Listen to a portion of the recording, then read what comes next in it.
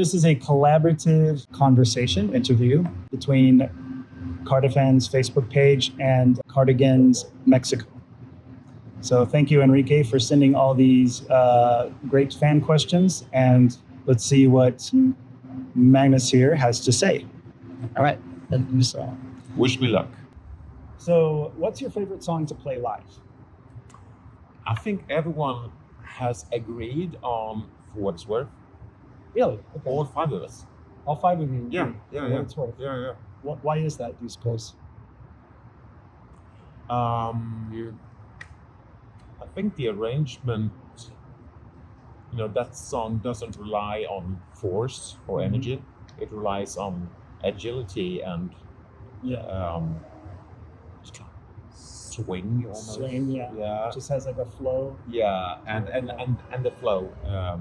So for me, the bass line is really bouncy and fun. Yeah. That's a lot of this. Yeah. And I think guitars as well.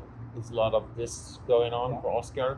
Yeah. Lasse is doing a little bit of boogie piano thing. So there's no when Bengt's playing exactly vice versa. He's playing the ride cymbal in the verses and hi-hat in the choruses. It's supposed to be vice versa, but But then at the end, at the outro, he goes back to the ride, and it just flows out to the excellent outro. So I suppose compared to my favorite game, which is much more force and aggression, my favorite game is really bouncy and has to be light in a way. Really? Because there's no really deep bass and there's no aggression. It has to be fluid. Interesting. Yeah. Okay, that's interesting. And Nina gets to play harmonica, so she's happy. That's true. She gets to with that instrument and do that. Yeah. Yeah. I mean, also when you play that today, you're playing it today, right? Yeah, of course. Okay. We So always do. Yeah. I'll look for all the smiles on your faces. Yeah. Enjoying the. I think the happiness is contagious in that song because you feel It does have a locked very uplifting yes. vibe Yeah. to it. Yeah. So that's why it was the first single. Of that. Yes. Yeah. The last time I saw you guys play was 2004, back when it was Film Canvas. Yeah. Still. So what's it like playing live now as opposed to over 20 years ago? Has it changed very much fundamentally, or is it more or less the same, or is there anything that stands out? What stands out is probably, it doesn't really make a big difference like here in Mexico, but the biggest difference is actually the lights. It never gets hot. It never gets hot on stage because it's all the LED lights. Yeah. So you're not baking under the. No, you're never baking. You're never sweating. Of course, we don't normally play the sort of clubs we used to back in the 90s. Yeah. But it's a big difference not having like a big, one of these ancient one of those cans. big giant. Yeah. So actually, when we played in Bogota 2 months ago, it was actually freezing. Oh, really? It was like 12, 13 degrees Celsius, and it felt like playing in Norway. So you could have actually used some of that warmth. Yes. Yeah. So it's a little bit of a double-edged sword. It is. But for the most part, it's probably. The problem is LED, when you play at least on really high altitudes or early in the season, it's more that you actually get really cold. So sometimes you would prefer to have at least a mix of. So then you have to bring some heaters out on stage or something like that. Which we didn't think of in Colombia. Yes. So that's the difference, I think. Okay, that's actually I would not have thought of that. No, it's very peculiar. I actually spoke to Peter like a month, 2 months ago, the first time in a long time. Yeah. And I told him about this, and he's like, "Oh, really?" Because he hasn't played live since 2006. Yeah. So that is a totally new phenomenon to him. Yeah. So he would probably feel a little different maybe if he were to come out and do a live show for some reason. Yeah. Especially indoors, you would feel a difference. Yeah.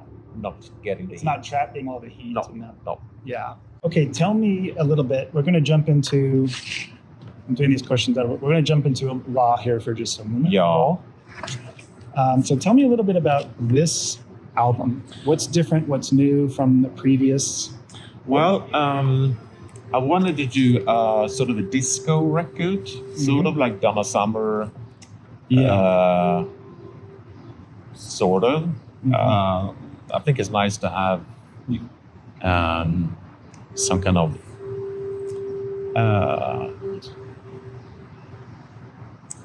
maybe not really like a really strict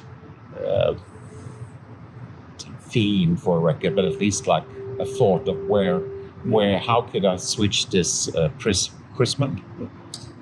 The prism? Yeah. Like what kind of new colors could be could be added. And then of course everything that I do is sort of it's of course things I love. Mm-hmm. And that could be African music, that could be reggae and dub, that could be a lot of things. Maybe Latin music? Yeah. Or disco. Yeah. Like for instance, on one of the tracks, David from Tindersticks, one of the most important bands in my life, is doing is reading his lyric called "My Sister," which is one classic song by Tindersticks. But then I added that to the already existing slow number called "Kattens Pyjamas," which means the cat's pajamas. Cat's pajamas. Yeah. And it just fitted really, really well. So it's almost like we made a cover of that song "My Sister," but it's not the same music. It just we took the lyric, and on that track it's David who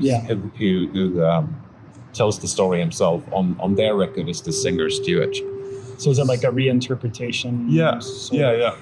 Sort of. And then the first track on the B-side is a German cover, Drei Klangdimensionen by the old band Rheingold. It's like part of the new wave of Germany, 1983, I think. Oh, like around with what is that like? Around Kraftwerk? And Alphaville and that kind of stuff. Yeah. And then when I found that song, because it wasn't popular in Sweden back then, and I figured I could try to do a cover. And my friend Matthias, who's also played with Bengt and Lasse in Brothers of Ant, he made a direct translation. He didn't know German, but he was just doing Google Translate, and he was doing very, very strictly straight. So it was literal. It's very literal, yeah. Okay. In German and Swedish is close, so it's quite easy for him to do it. And then he just recorded it. But then it took couple of years before we actually made it like a real recording for this record. But I always say that the reason why you like artists is depending on which choices they make and whether they ring inside you. Ring true. Yeah. And if you follow an artist, that artist will eventually make choices that you don't agree on. Sure, of course. That happens. I mean, if they do it long enough. Yeah. They might make a record with songs that don't really hold up standards, or they try new sounds that you don't. Some people don't go for it. And you don't approve for it, and they might you might join them later down the line. Yeah. But I love relying on my instinct. Yeah. And being, believing in my instinct. So whenever I've got an idea to a song or an arrangement or a title or whatever, I write it down and then sleep on it. Like when I record something, I always record really quickly. Yeah. So you can capture the emotion. Yes. And then 1 or 2 days later, I will go back and I will, at once know what is there to keep and what to throw away. And that wasn't, you shouldn't be editing yourself while you're doing it, while you're recording, just like go with the flow. Yeah. And handle the... But then do you go back and listen to it subsequently and go, I don't like it as much now, or that felt good at the time, but now I used to go change it? Or truly by the instinct. When I go back to it, listen to it, like, okay, maybe the original idea didn't hold, but that overdub you made as the last overdub of that recording session, maybe that's what to keep and throw everything away. Okay. And that will take the idea to a different path, which you don't really know. Yeah. And then you just hope, I guess, as an artist, you just can just hope that people will agree on your choices. Yeah, that's all you can do. Yeah. Just hope that you just make what you're feeling, and just if you're lucky or fortunate or whatever, maybe people come to you. Yeah, Yeah. Instead of you having to go to them, they just go, hey. And like, for instance, like a good month ago, I discovered these guys. Those are the From- French Canadian. Yeah, from Quebec. Microtonal. Yeah. sort And of, now just like so many other musicians just like freaking out. But like, this is the antithesis of AI. Yeah. This is weird shit coming from people living in a province, Yeah.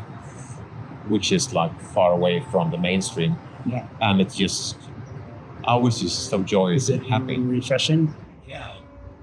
And funnily, like that week, we got an email from a manager saying that there were some talks about Universal and Spotify making up like a software for fans to make AI remixes Oh, really? of Of their songs? of Universal songs, and we're like, Because you go down that road. I just said like, what will happen is that we're gonna have 1,000 remixes of Loveful. Yeah. And we don't need that. And you'll get like maybe 100 mixes of My Shady And Erase and Rewind. And the world don't need there's that. already remixes of those anyway. Yeah, and if someone would do a dub version of 0345, cool. Yeah. But that's not gonna happen. Yeah. Well, maybe two. Well, there may be somebody out there who's gonna rearrange Pike bubbles or something. Yeah. So it's like, if someone would dig deep into the golden nuggets of our career or any band's career, yes. Yeah. But it will just be the mainstream songs already being milked another time. So it's a little bit like what they were wanting to do is sort of do a reboot, like coping like with AI stuff. Maybe they would reboot, like they reboot movies. Like, Yeah. Hey, here's another way to capitalize on the same music. Yeah. And I honestly like the idea of open source. Yeah. I've had that with previous Raw records that I had. Yeah. Sending stems out to people wanting to remix. Yeah. And then if I like it, I just put it up on YouTube. It's like, here's a cool remix someone made. Yeah. And it's totally non-profit. But like, if someone wants to spend his or her time on my music, please Go for it then. But I don't see AI being what the music world needs. Yeah. They need two weird French Canadian guys People who are ripping things with a combination of art, insane groove, insane skill, humor, and just quirkiness. Yeah. And that's so human. Yeah. That's what I was so happy about it. Yeah, I can. Well, and you're not alone.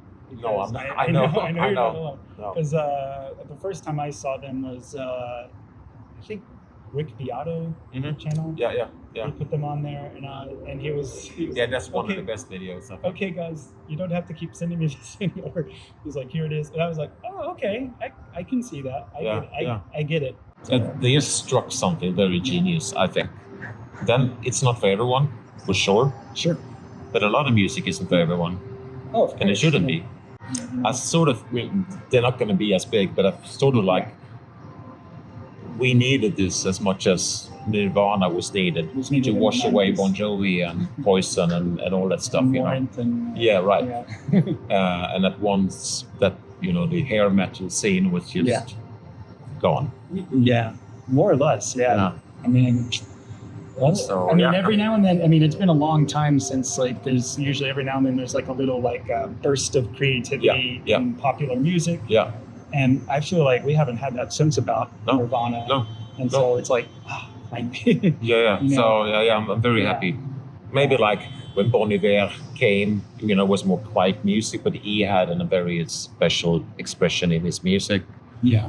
Jose Gonzalez as well, but that's like singer-songwriter, but like someone who has found out a new flavor of ice cream or whatever. Yeah. But I imagine there's probably other artists out there, maybe even over the last 20 years, doing different interesting things, but we just haven't heard them. Because they're like, putting it out there, like you say, on Spotify, and it just drowns in all of the stuff that's out there. Yeah. They just struck the perfect note. Maybe it's timing sometimes. Timing is good, Yeah. Go Canada. Yeah. What motivates you? What gets you, sparks your creativity? Like, is it something you hear like this? that makes you go, I feel like I want to pick up the bass, I want to pick up an instrument and try something creative?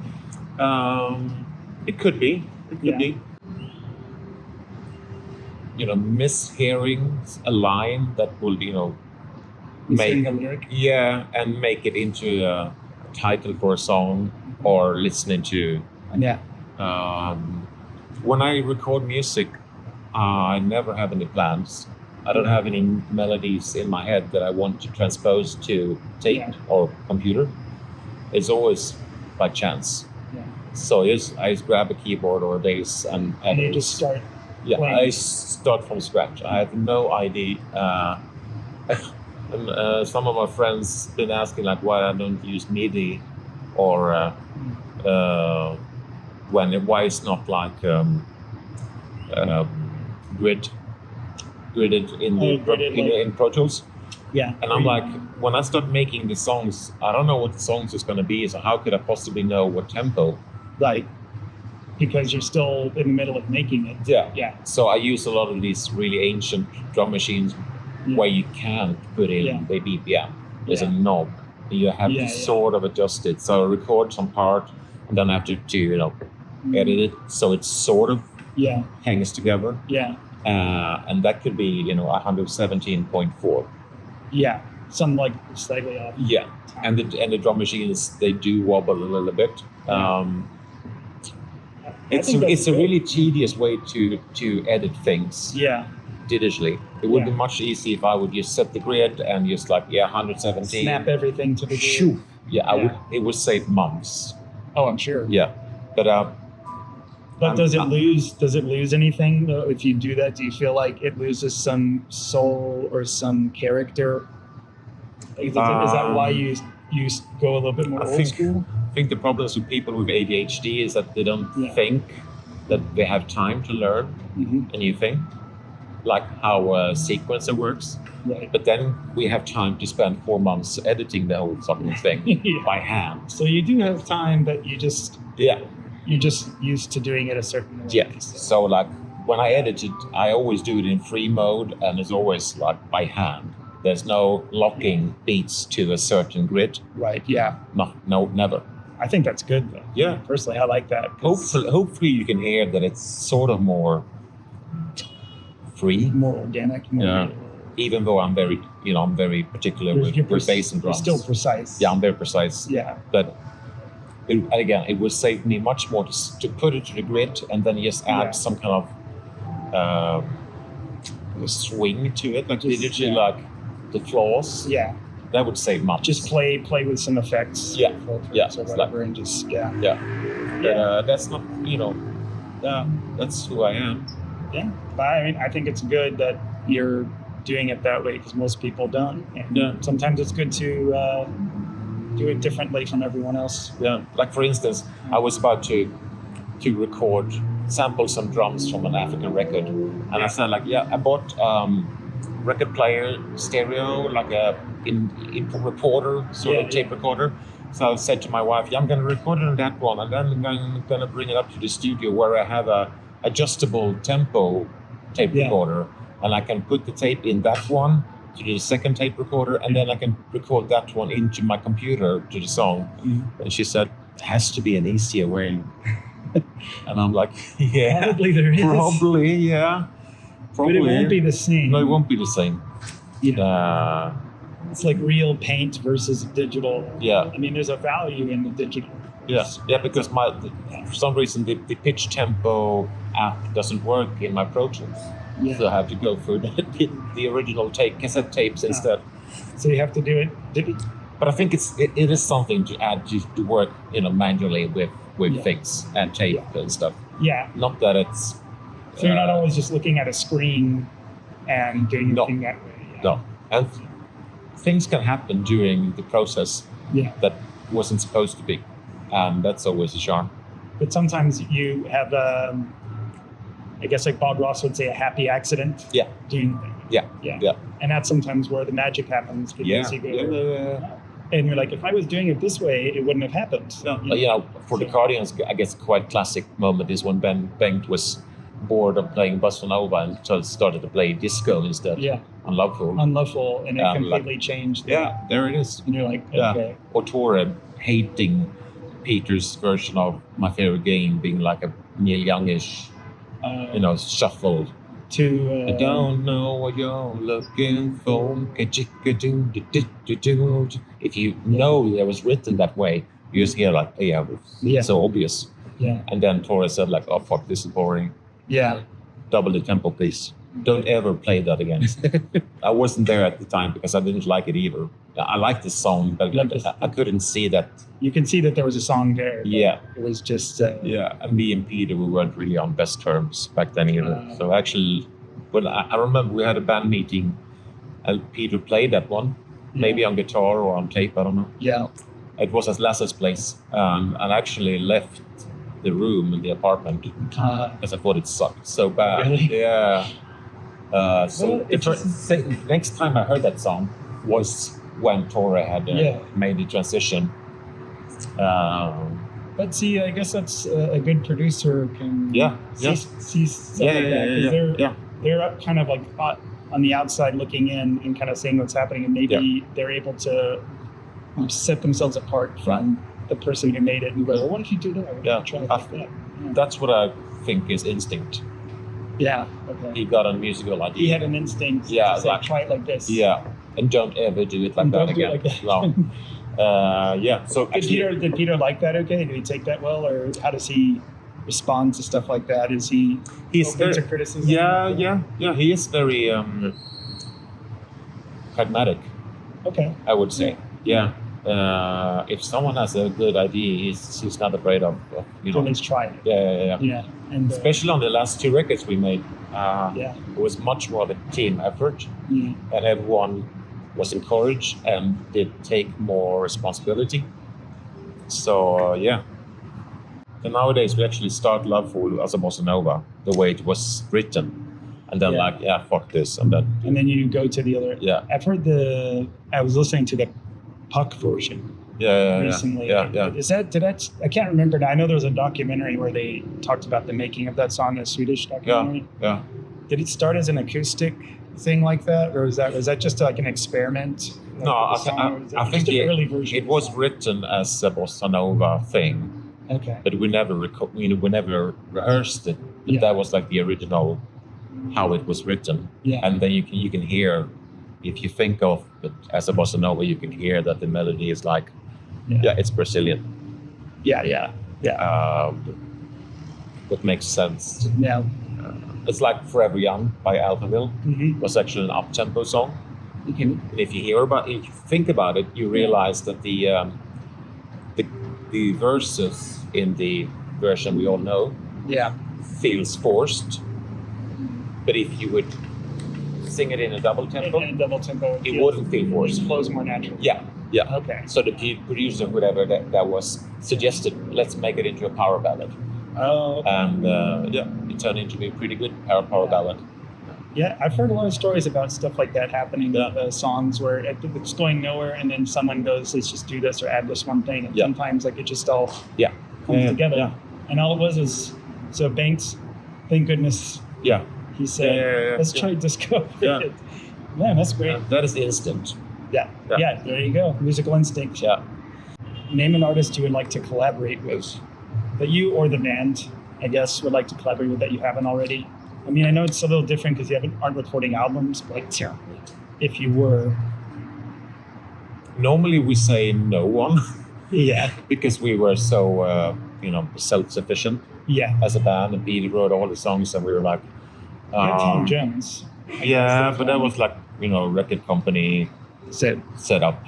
Yeah. Nothing against Tom, of course. If we were to make new music again, it would be interesting to work with a new producer, because I don't think Tore is not active anymore.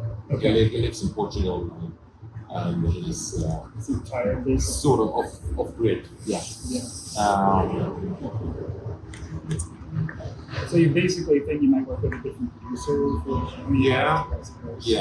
And I think Tore and Peter was really tight and worked really well together, because they both, sort of impatient. Well, Peter's not impatient, I'm the impatient one, but they were very pragmatic, worked really quickly together, and they made decisions like that. And Very decisive. very decisive, not too emotional about Yeah. making decisions. It's like, let's do it. Yeah. So we would probably use someone else, I would be certain. But it could be interesting. You know, we have been talking about it, which we haven't for a long time. So Okay. Talk about doing something with another artist or as yourselves. as ourselves, but you know, it's It's always a big question. very early, Very, very preliminary. very preliminary. Yeah. Yeah. But for a long time, we decided it was out of the question because Peter was not going to be in it. Yeah. But then eventually he said he had retired. He had never had any problems us doing this. He just wasn't interested. Is Now he retired from music completely? sort or- of being a home family man now. Yeah. Yeah. So he moved back to Stockholm. You sell all his equipment? or- Most of it, yeah. And he, for family reasons, he's back in Stockholm. Okay. Yeah. But we talked, like I said, a couple of months ago, and it was really nice. Yeah. But it's weird, you know, we spent so many years together Do you miss having him? around? and then spending so many years apart. It's kind of weird. It is. It's got to feel. Yeah. It's surreal. Yeah.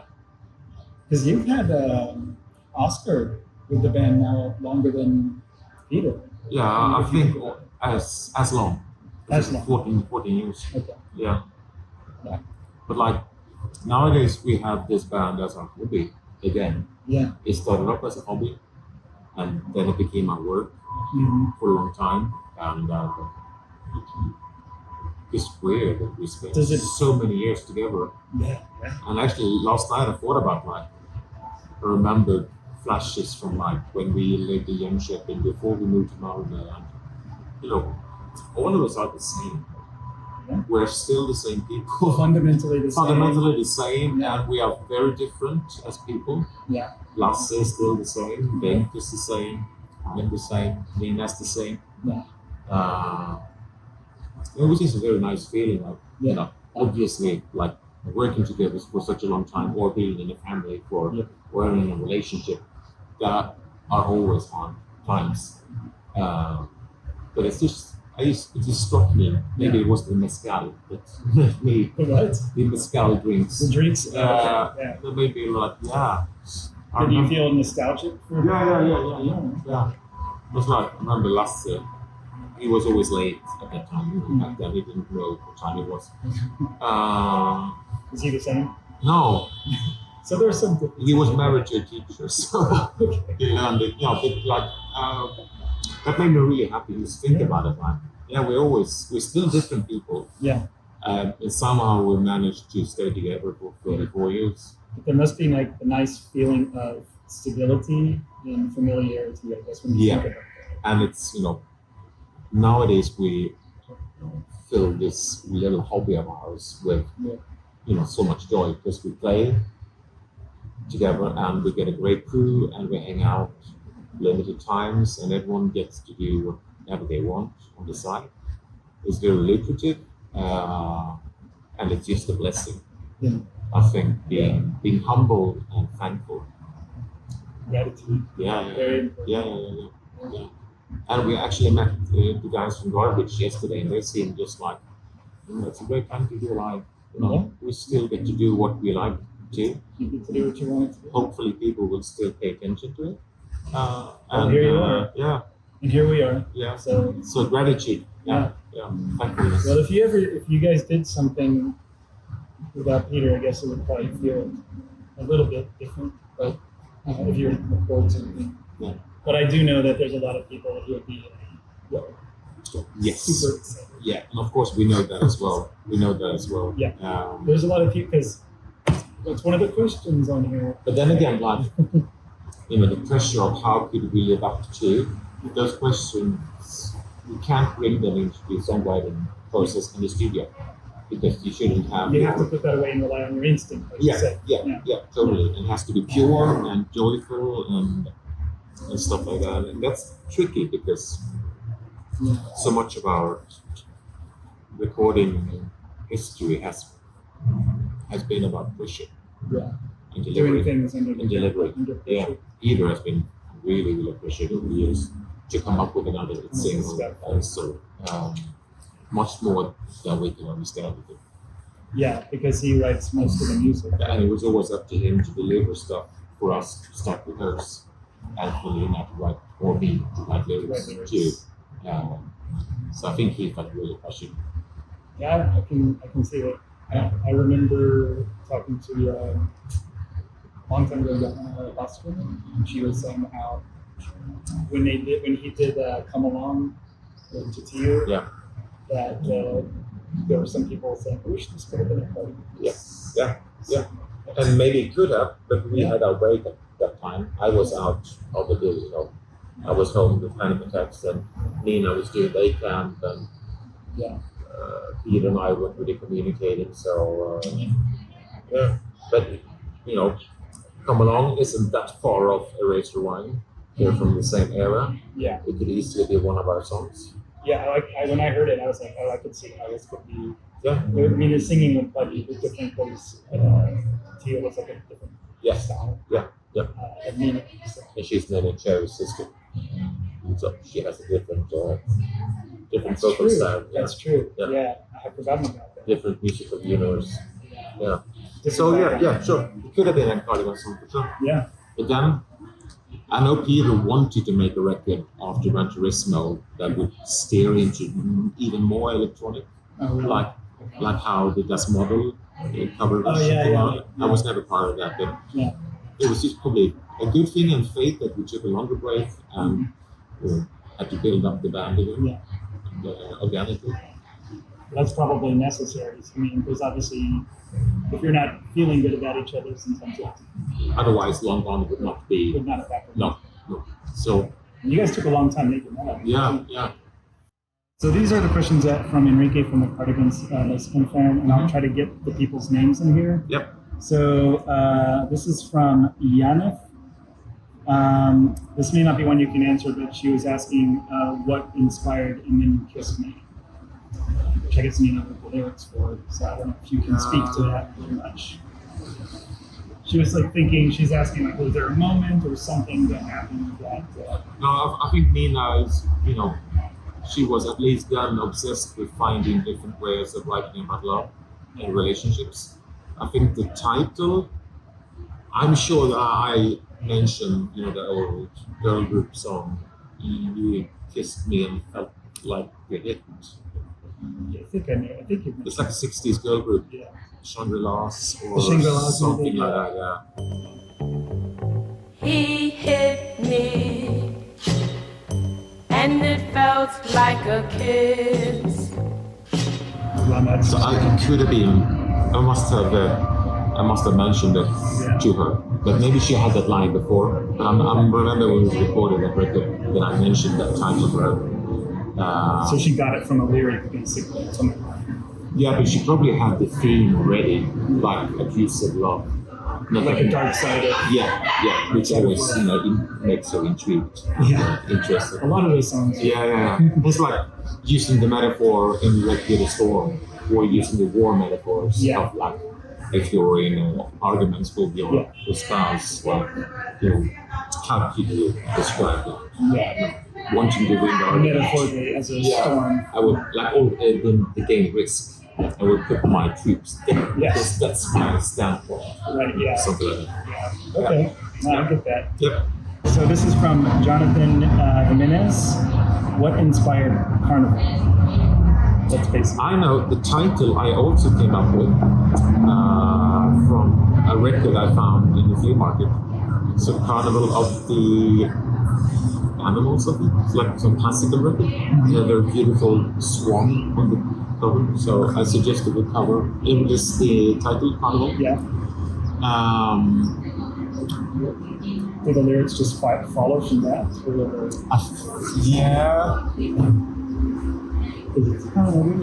Yeah, sort of set the tone. Yeah, I think describing it, it's very lightweight, but still, I like the song and it's really fun to play. But yeah, I think Carnival set the scene of where these young people meet and describing what it's about. in a quite superficial, shallow way. But Very simple. that's what life was, that record. You know? Yeah. Johnny, you may not be pronouncing it right, Amaro asks, what was the real reason for Peter's departure? I think you've kind of touched on that a little bit, but Well, in 2006, I think, or 2007, we did have a meeting in Malmö where Peter had written some songs. He had a lot of stuff that he wanted to present to us. And then Nina wanted to make a solo record or not a camp record. yeah, And she was trying to build a family. yeah, Which are two really good reasons. But I know Peter was really upset because he had spent a good couple of months to write music. Yeah. And we were like, that was quite shortly after the Suplex Reality tour. Yeah. So we felt like we played really well together, and it wouldn't be such a struggle to actually nail down songs Yeah. in the studio. Yeah. So that was like a big disappointment. Felt like it was the air was. So he grew impatient, I guess. Peter did. Yeah, I was impatient. I had to go out for the smoke to cool down a little bit. And we weren't like, of course, Nina had very good reasons. Yeah. Yeah, totally. Domestic legit. life. Yeah, totally. It's just like everyone's schedule clashed. So that's when we started form At the Mountain is the fake Christian country band. Just to have something to do. Something to get out the unity. Yeah, and to play. But these years were really uncertain. Very shaky. Yeah. Okay. So it was really not exactly Peter's departure. It was sort of just everyone at the same time, sort of doing different things. And I think- Nina was almost departing a little bit. Yes, and maybe for me, Peter was the last straw, really, but he really liked focus. Yeah. And then he went to LA, I Yeah. guess, and Yeah.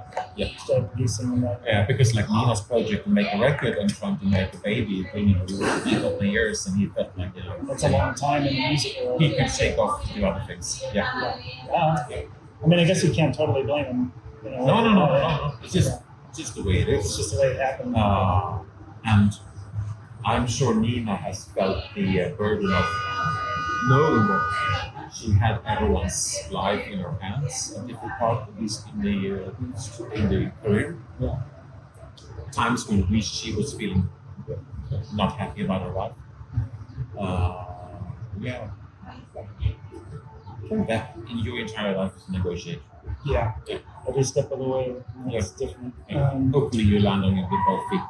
Yeah, hopefully. Yeah. Isra, I think I'm saying it right, asks, what would you want to create the opening theme for GT8, Gran Turismo 8, like an exclusive Cardigan song? I guess we sort of talked about you guys maybe doing something, Yeah. but I don't know if that's something you want to I venture think into or not. the most difficult thing is to write an up-tempo song. I remember Peter saying that it's so difficult. Why is that?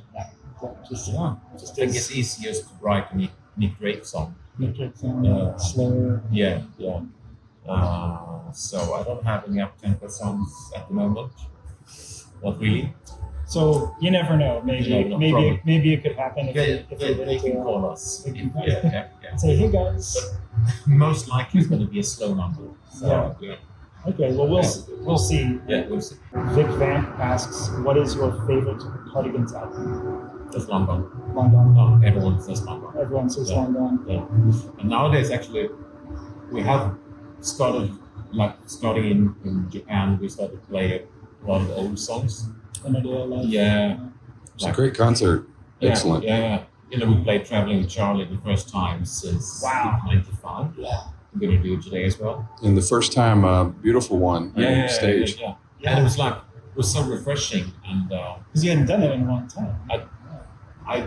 I wonder if we ever play Beautiful One live, maybe on the live tour, maybe, but I'm not sure. I think so. I have to look. I have some of those old concerts on my channel. You probably know better than me. I will look and see. Yeah.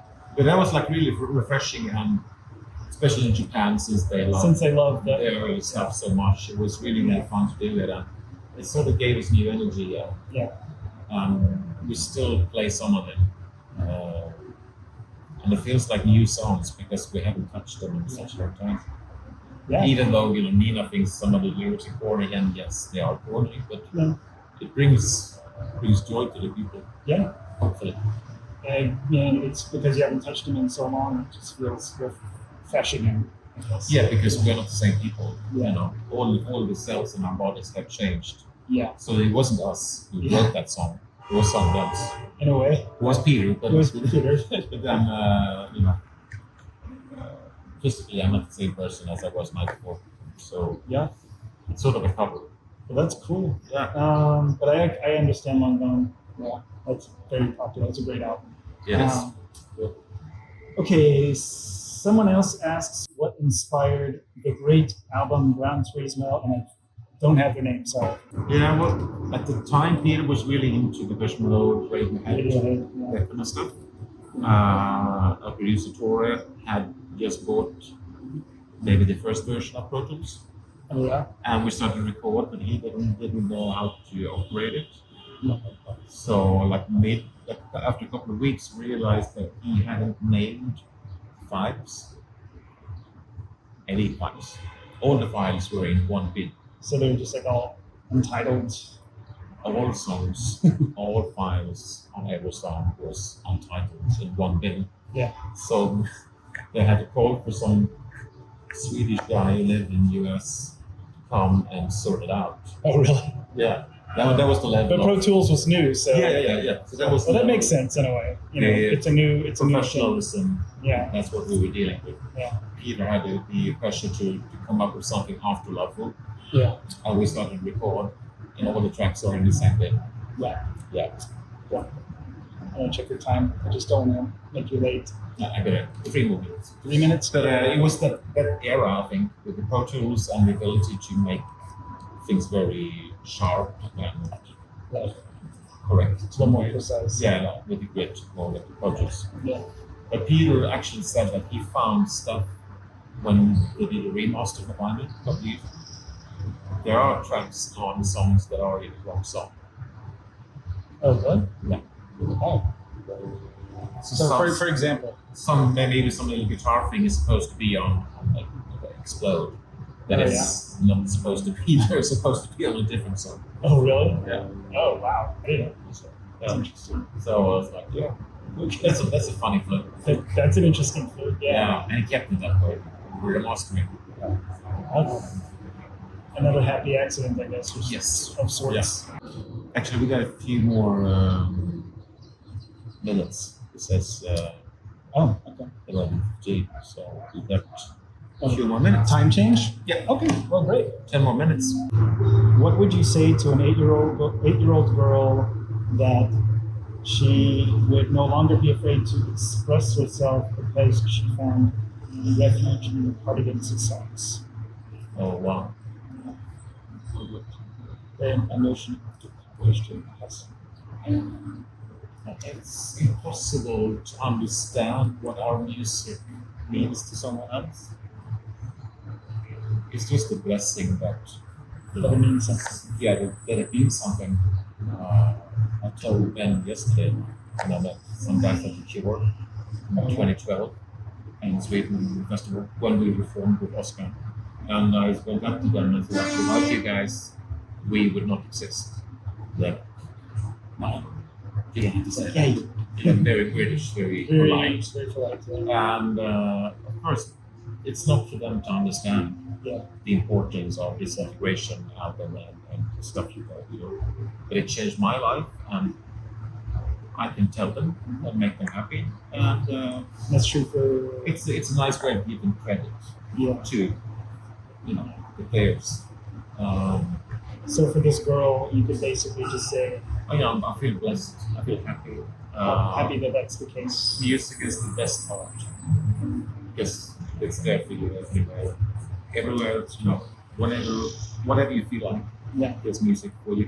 You don't have to go to the Louvre to No, sure. music is there for any way of expression or emotion. Music is there for you. So welcome to the best art in the world. Yeah. But I don't understand it.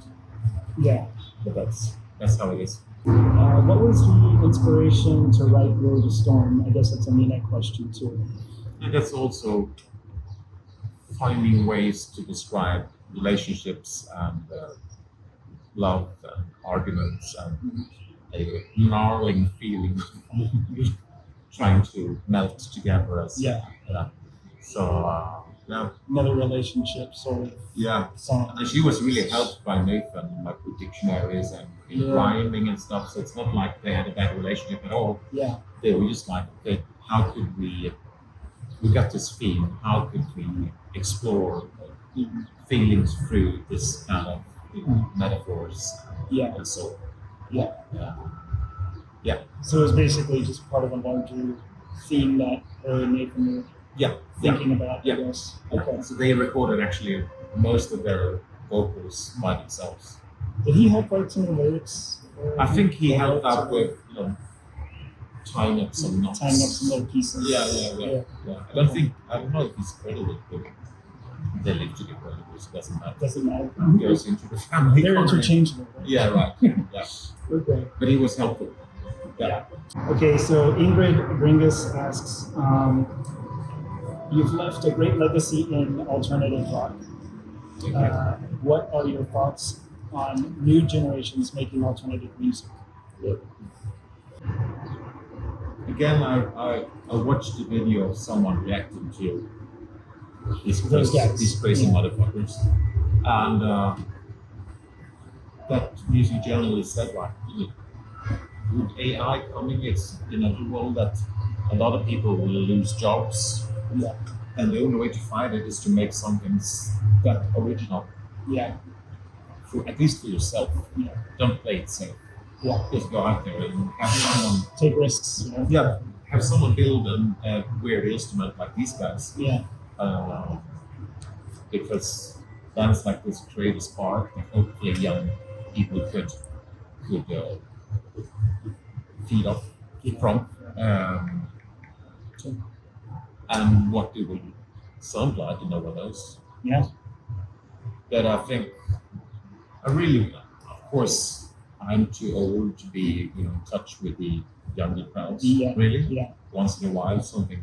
Something can. Yeah. But it's. So, do you have a positive outlook, an optimistic outlook about for the next generation trying to do? I think the positive thing when I think about my daughter who's 21, for the last 5-6 years, she has discovered a lot of late 90s bands. Mhm. I see that as a positive thing because they're open to all kinds of music and they find quality songs Mhm. from whatever era or something. So that they're not stuck to any, Of course, she loves Beyonce, but she also loves Jeff Buckley and Soundgarden. So, yeah. Very musical taste. And Sade and Aretha Franklin. That's healthy. It is really helpful. Diversity. And even though I rarely hear melodies that I think I might do, or beats or whatever, you get quite picky. Yeah. You want to be, you want to be surprised, Yeah. which was what happened for these guys. Yeah.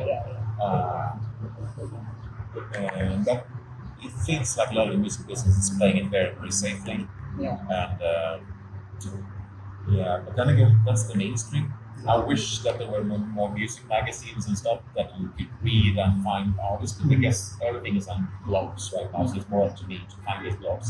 Yeah. But it is out there, I guess. It is out there. It has to be. So just keep on writing. So go out and create and Weird stuff. play, be experimental, take risks. Yeah. That's weird stuff.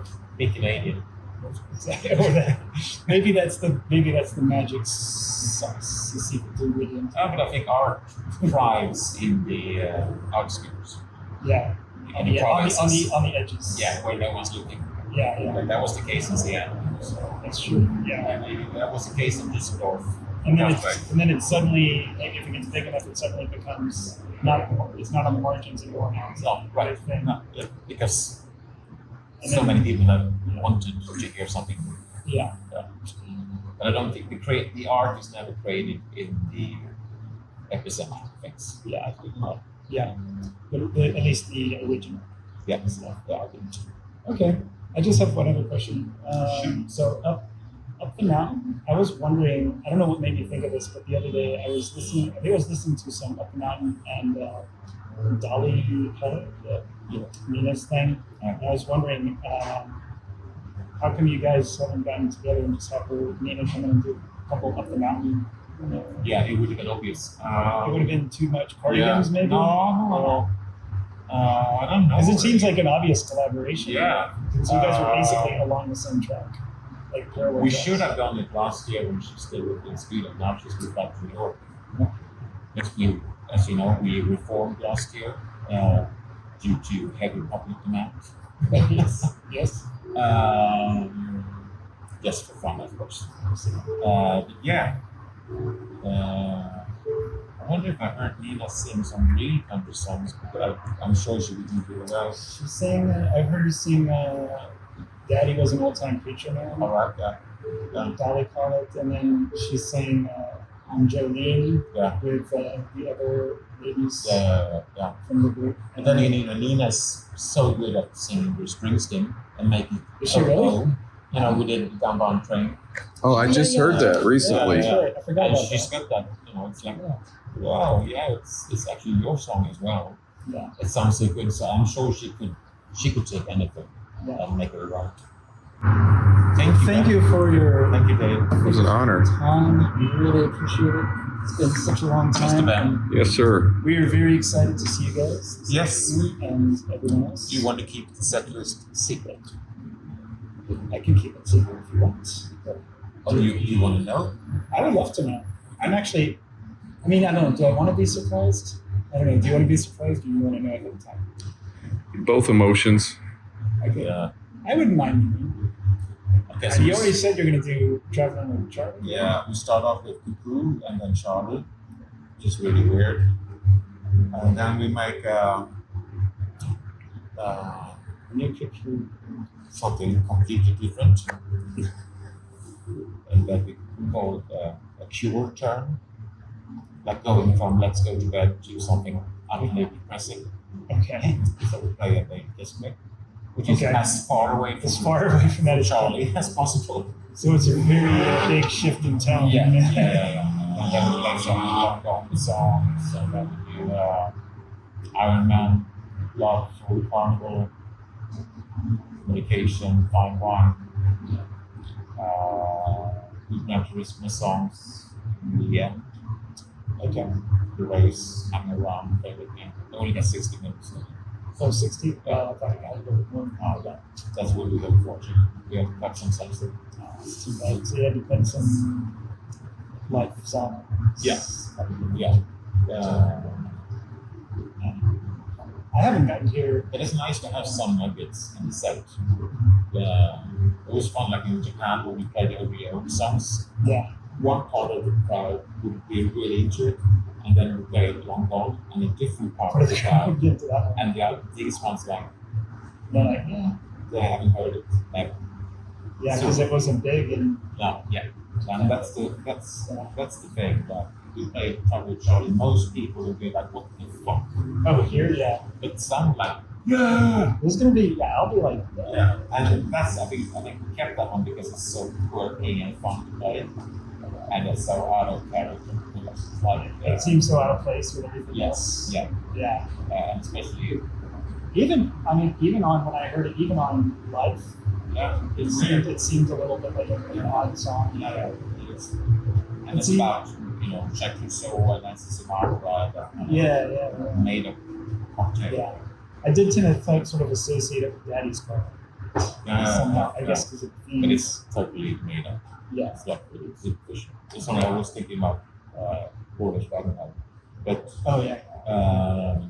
Traveling Charlie is inspired by Nancy Sinatra song, The Last of the Secret Agent. But he's the last of the secret agents, so he's my man.